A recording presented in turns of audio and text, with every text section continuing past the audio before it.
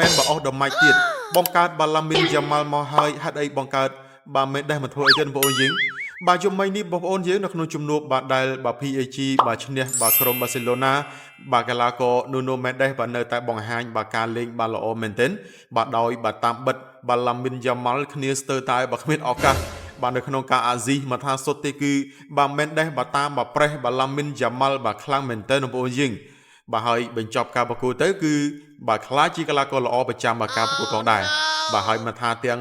បាទ PAG បាទប៉ះក្លឹបបាទបាសេឡូណាមិនថាទាំងក្រុមជម្រើសជាតិបាទអេស្ប៉ាញបាទប៉ះក្រុមបាទប៉ុកទីហ្គាល់បាទមែនដែរបាទនៅតែបាទធ្វើបាទល្អបាទក្នុងការបាទតាមចាប់តារាវវ័យក្មេងបាទកំពុងបាទឡើងជើងបាទឡាមីនបាទយ៉ាម៉ាល់បាទបានយ៉ាងល្អមែនទែនបាទហើយទូយ៉ាងនៅក្នុងបាទការប្រកួតយប់មិញនេះបាទដែលបាទ PAG បាទឈ្នះបាទក្រុមបាសេឡូណាបាទ2-1បងប្អូនយើងបាទមែនដែរគឺបាទតាមប្រេះបាទយ៉ាម៉ាល់បាទតាមចាប់យ៉ាម៉ាល់បានល្អហើយបាទថែមទាំងបាទអាស៊ីមកគ្រាប់ទៀតបាទជូនបាទកីឡាករបាទរបស់បាទក្រុម PAG បាទក្នុងការបាទទត់បញ្ចូលទីទៅកាន់ក្រុមបាសេឡូណាបាទជើងមែនដែរនេះគឺពិសេសមែនទែនបងប្អូនយើងបាទមិនថាទាំងការការពារមិនថាទាំងលបឿនមិនថាទាំងការស្លាយហើយគឺបាទប្រកែកអូសបាល់ប្រកែកបោះបាល់ទៅបងប្អូនយើងបាទជើងគឺថាបាទខ្សែការពាររំនេះពិតជាពិបាករកណាស់បាទបច្ចុប្បន្ននេះបាទទេគុណភាពគឺថាបាទមានគ្រប់យ៉ាងបងប្អូនយើងបាទគឺបាទ all in one បាទ the best បាទ Mendes